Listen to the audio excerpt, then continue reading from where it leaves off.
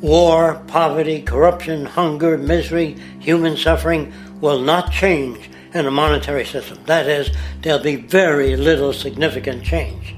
It's going to take the redesign of our culture, our values, and it has to be related to the carrying capacity of the earth, not some human opinion or some politician's notions of the way the world ought to be, or some religious notions of the conduct of human affairs.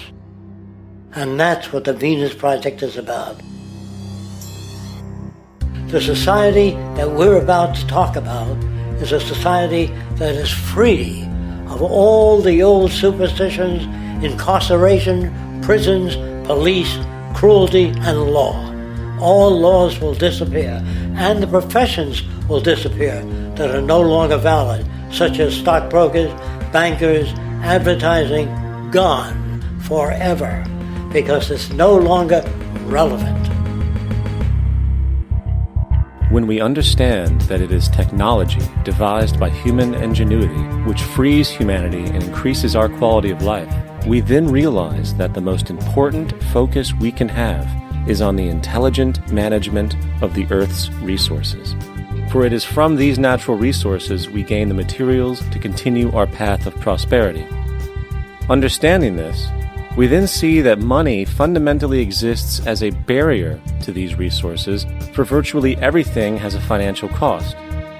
And why do we need money to obtain these resources? Because of real or assumed scarcity. We don't usually pay for air and tap water because it is in such high abundance, selling it would be pointless. So then, logically speaking, if resources and technologies applicable to creating everything in our societies, such as houses, cities, and transportation, were in high enough abundance, there would be no reason to sell anything. Likewise, if automation and machinery was so technologically advanced as to relieve human beings of labor, there would be no reason to have a job. And with these social aspects taken care of, there would be no reason to have money at all.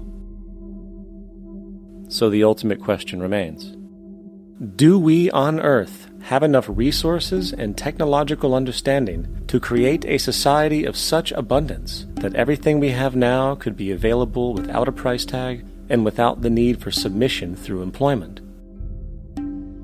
Yes, we do. We have the resources and technology to enable this at a minimum, along with the ability to raise the standard of living so high that people in the future will look back at our civilization now and gawk at how primitive and immature our society was. What the Venus Project proposes is an entirely different system that's updated to present-day knowledge.